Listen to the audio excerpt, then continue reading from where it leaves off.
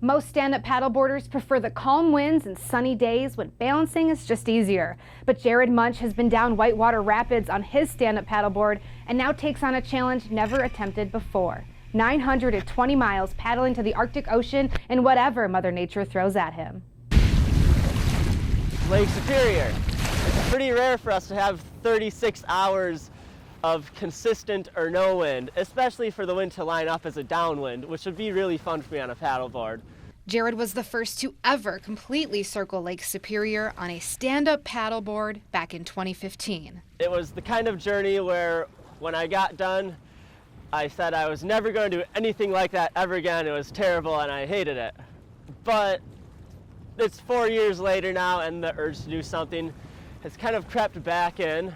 And that urge was fueled while he was at work one day when an elderly couple came in and dropped off a big box of guidebooks on Canadian rivers. One of the books appeared to be very unused. It had an interesting cover on it. So I started paging through it. It was the Missinaibi River.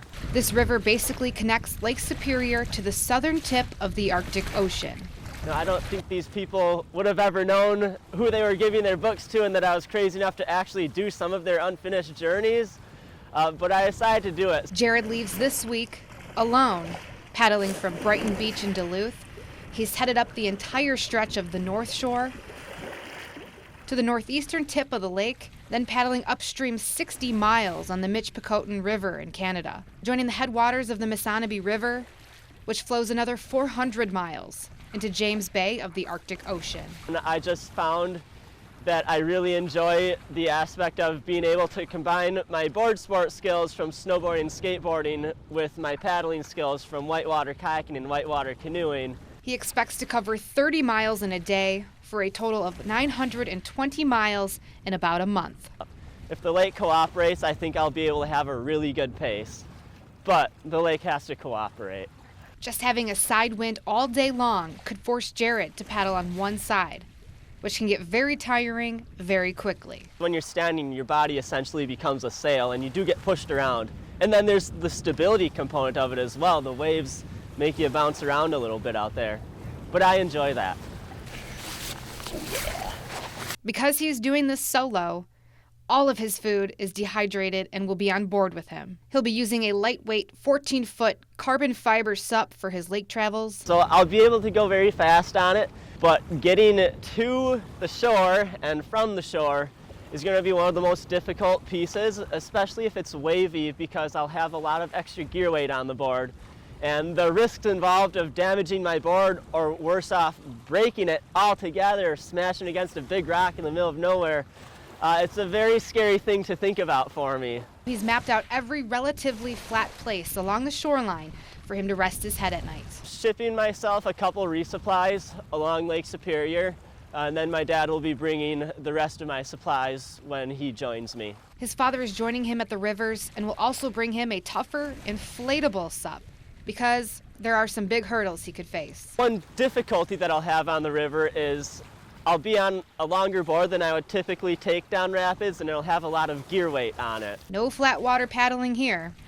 Rapids he will be facing are mostly class 1 and 2, which means he will have to maneuver around rocks, even with the high springtime waters. There are rocks that you can hit that you definitely don't want to, but the defining thing of a class 2 is there's no serious risk of injury if you do mess up in the rapid. Once he gets into the class 3 and 4 rapids, then things get dicier. Especially on a big stand-up paddleboard with a lot of gear, but there are established portage routes around a lot of those rapids on the rivers that I'll be paddling. But Jared does have the skills to take on large rapids. He is one of only 6 to hold the highest level of stand-up paddleboard instructor certifications. He got his training in some of the best Colorado swift waters.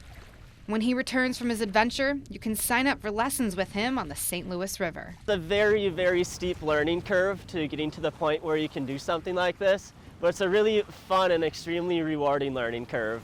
I myself enjoyed it, and I like to help other people experience it. Which is the main reason he is doing this one-of-a-kind trip, to help raise money for the Neighborhood Youth Service of Woodland Hills. He has a GoFundMe set up for donations to help kids get outdoor gear. The magnitude of the distance will be a challenge. I will be fatigued, I will be tired, I will be cold and hungry, but if it was going to be easy, I wouldn't be interested in doing it. I'm excited and also regretting my decision to do it all at the same time. Ceremonial launch. You can track Jared's travels online. He's going to check in each night, updating his location and daily progress with a text of how his day went. Now, when he gets to the other side of Lake Superior and is about to hit the rivers, he will have internet and will send us a video of his adventure so far. We have the link to our GoFundMe page and how to keep up with him on our website.